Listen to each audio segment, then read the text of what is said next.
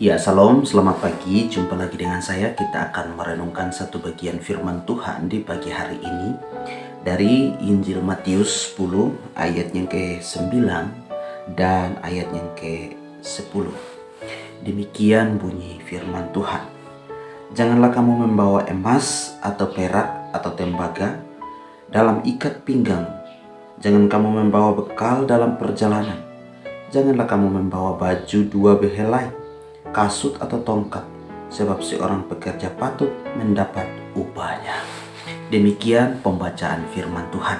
Sebelum kita renungkan firman ini, mari kita berdoa. Tuhan, kami bersyukur atas kebaikan-Mu. Kami boleh bangun dengan sukacita, dan kami akan membaca dan merenungkan akan firman. Hamba-Mu yang menyampaikan firman-Mu, Tuhan tolong beri hikmat pengertian. Hamba-Mu yang mendengar, biarlah semua mendapat berkat dari firman-Mu.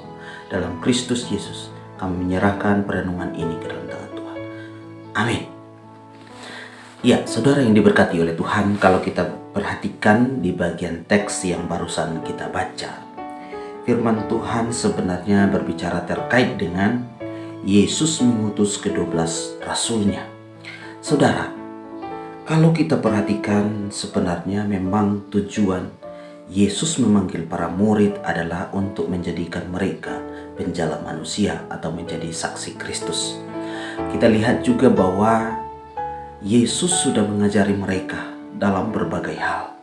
Mengajarkan mereka untuk selalu beriman, mengajarkan mereka untuk mengasihi, mengajarkan mereka untuk hidup dalam kasih persaudaraan.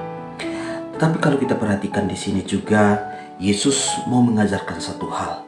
Sebelum Dia mengutus mereka untuk memberitakan Injil Kerajaan Sorga, Dia berpesan kepada mereka supaya mereka pergi tetapi tidak membawa apa-apa. Sebagaimana di ayat 9 dan 10, janganlah kamu membawa emas atau perak atau tembaga dalam ikat pinggang. Janganlah kamu membawa bekal dalam perjalanan. Jangan kamu membawa baju dua helai, kasut atau tongkat, sebab pekerja patut mendapat upahnya. Saudara, yang dapat kita pelajari dari kedua ayat ini, sebenarnya Yesus mau mengajarkan kepada para murid supaya mereka hidup beriman, hidup mengandalkan Tuhan, dan mereka harus meyakini dan percaya bahwa ada penyertaan Tuhan. Penyertaan Tuhan harus menjadi ingatan mereka bahwa kalau Tuhan yang mengutus mereka, Tuhan pasti memberikan kecukupan bagi mereka. Tuhan mau mengajarkan mereka supaya mereka bergantung penuh pada kehendak Tuhan. Tuhan mau mengajarkan kepada mereka supaya mereka bersandar penuh pada penyertaan Tuhan. Jadi Bapak Ibu Saudara yang diberkati oleh Tuhan, kalau kita melihat hal ini, maka ini juga seharusnya menjadi bagian hidup kita. Kita adalah murid-murid Tuhan. Kita adalah orang-orang yang percaya kepada Kristus. Kita juga sebenarnya diutus untuk menjadi saksi Kristus. Karena tujuan Yesus memanggil kita menjadi muridnya adalah untuk menjadi saksinya. Maka itu Bapak Ibu Saudara yang diberkati oleh Tuhan, seharusnya ini juga menjadi bagian kita. Kita tidak menjadi panik. Kita harus percaya bahwa ada penyertaan Tuhan dalam hidup ini.